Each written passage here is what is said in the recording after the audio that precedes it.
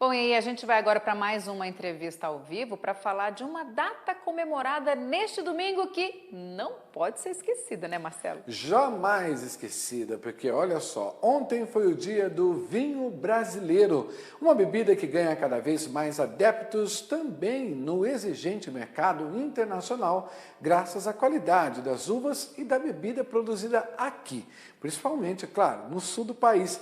Para falar sobre isso, a gente conversa agora com Juliano Elias Pereira, pesquisador da Embrapa Uva e Vinho da área de tecnologia.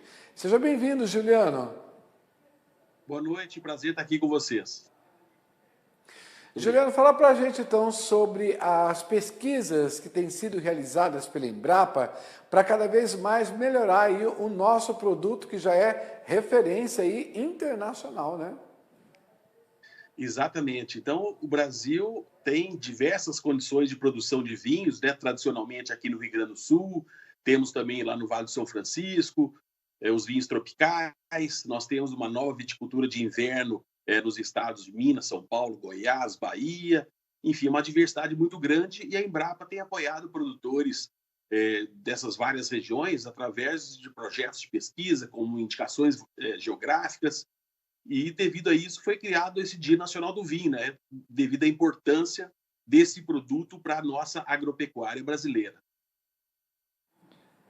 Juliano, quando as pessoas normalmente vão ali numa adega, num supermercado, às vezes elas vão optar por um vinho italiano, às vezes um vinho chileno, às vezes até o francês, mas como que está a classificação da uva, do vinho brasileiro, né? Porque a gente tem que tomar consciência também que nós brasileiros temos um produto de extrema qualidade. Então eu queria que você falasse para a gente justamente sobre isso, da fruta e do vinho brasileiro, para a gente finalmente convencer os nossos brasileiros da qualidade do nosso produto. Perfeito. Então, é uma atividade centenária, chegou com os italianos aqui, a grande maioria atualmente são vinhos de mesa, vinhos de vitis labrusca, variedades americanas. 90% do nosso vinho brasileiro é aquele vinho fácil de beber, mais suave. Nós temos os vinhos finos de uvas europeias, que começou na década de 70, 80, e a qualidade é muito boa. O processo das indicações geográficas desde 2002 permitiu aí uma organização do setor, principalmente aqui no Vale dos Vinhedos, na Serra Gaúcha, na Campanha também, no Vale do São Francisco está sendo criado. Então, nós temos uma qualidade muito boa, compatível com o gosto do consumidor. Aquele iniciante, ele deve começar com um vinho mais jovem, um vinho suave, mas nós temos vinhos de altíssimo padrão, que ganham medalhas em vários concursos nacionais e internacionais. Então, a qualidade do produto nosso está aumentando muito. Inclusive, em 2020, a OIV, que é a organização máxima, Organização Internacional da Vinho e do Vinho, o Brasil foi o único país que cresceu 18% a produção no ano passado, mesmo na pandemia. O nosso consumo passou de 2 litros per capita para 2,6.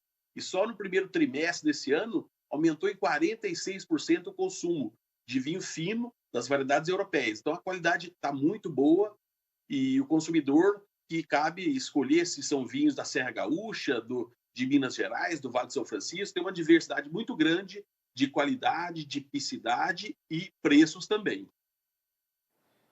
Juliano, a gente tem uma pergunta dupla para fazer para você. Eu vou fazer e o Marcelo vai me complementar aqui. Só porque você citou com relação à indicação geográfica, eu queria saber se é possível a gente saber quantas localidades já possuem esse selo. E Marcelo, você faz a outra pergunta. É exatamente isso, né, que a Dani colocou, mas eu também gostaria que você falasse sobre essa questão do próprio marketing do nosso vinho brasileiro, né? Porque quando a gente vai no supermercado, a gente vê essa diversificação de marcas importadas e pouco aparece os nossos vinhos brasileiros, que, na minha opinião, são excelentes e talvez até melhores dos de fora. Mas eu percebo, por exemplo, que a nossa indústria aqui, o nosso atacado, o nosso varejo, não valoriza na hora de mostrar o vinho o nosso produto, sempre coloca os de fora. O que o setor está fazendo para tentar mudar essa situação e mostrar para o nosso consumidor brasileiro que a gente tem os melhores vinhos do mundo? Perfeito. Então, as indicações geográficas, nós temos umas 5 aqui na Serra Gaúcha, Vale dos Vinhedos, que passou de IP, indicação de procedência, para DO, denominação de origem, em 2012. Depois temos Pinto Bandeira, Monte Belo, Farroupilha, Campanha em 2020. Esse ano vai sair, se Deus quiser, Vale de São Francisco. Então, nós temos umas 6 ou 7 indicações geográficas aqui no Rio Grande do Sul, Santa Catarina também, e está crescendo. A demanda de vinhos de inverno, Minas Gerais já chegou para nós, para desenvolver aquela condição, e isso promove, como eu disse, uma organização do setor. O setor se une para melhorar a produtividade, a qualidade dos vinhos, e isso tem feito que a qualidade tenha melhorado muito nos últimos anos. Agora, quanto à questão da gôndola, é verdade, você tem razão. Eu diria que 90% dos vinhos finos são importados. Eram 85%, aumentou 5%, 10% só, ou seja, a cada 10 gôndolas, 9 são de vinhos importados e 1 de vinhos brasileiros. Os chilenos são os mais vendidos aqui atualmente, portugueses em segundo lugar e argentinos em terceiro. O que acontece? O produtor, a vinícola brasileira, eles são heróis, porque a competitividade, a questão tributária, o vinho importado nós pagamos na gôndola 18% até 20% no máximo de imposto, enquanto que o vinho nacional nós pagamos 50%, 52%, 56%.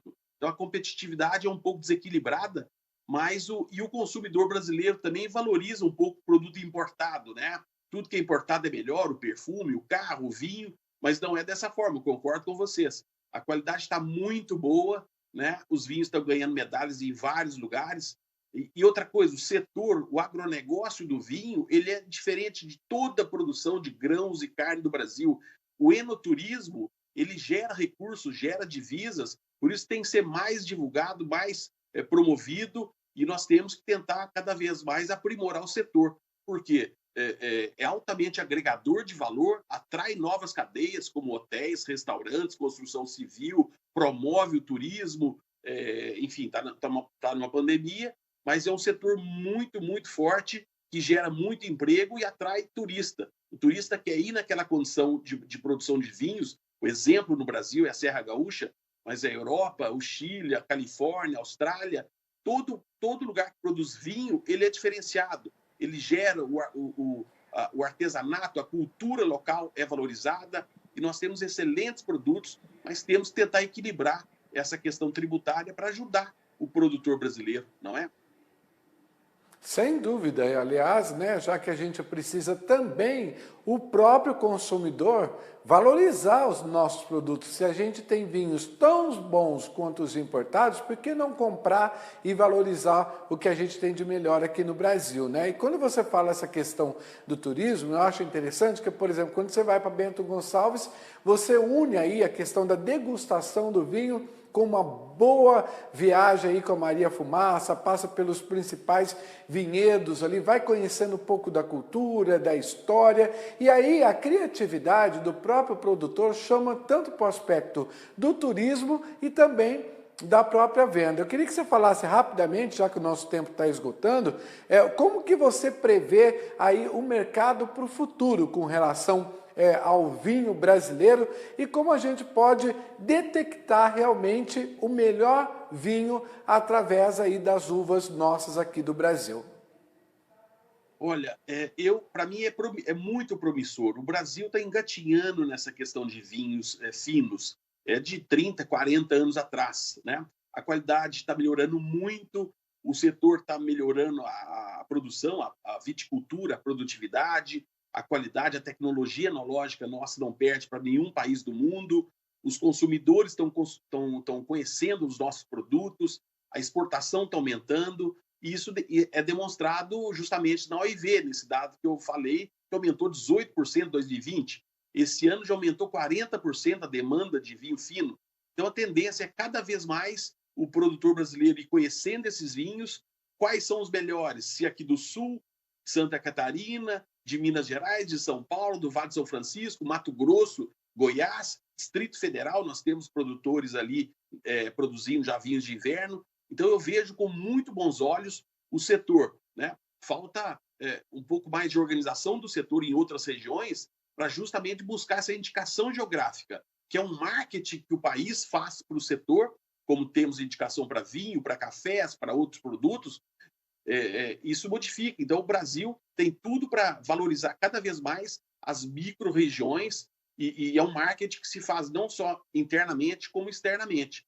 Então, eu acho que o setor vai crescer demais. Isso tem mostrado, mesmo em pandemia, que o consumidor está consumindo, está comprando via internet. Os espumantes tiveram uma queda muito grande o ano passado, mas por causa da pandemia, claro, fecharam as festas, etc. Aumentou-se mais vinhos tintos, vinhos tranquilos. Então, a tendência, eu acredito muito no setor e nós temos tudo, a Embrapa, aí, o setor, o governo está colaborando cada vez mais com uma introdução da viticultura em várias regiões do Brasil e nós, consumidores, que saímos ganhando com essa diversidade. Com certeza. Juliano Elias Pereira, quero agradecer demais a sua presença aqui no Agronoite. Obrigada pelos seus esclarecimentos e vida longa ao vinho brasileiro. Obrigada. Exatamente. Muito obrigado. Uma boa noite a todos. Saúde a todos.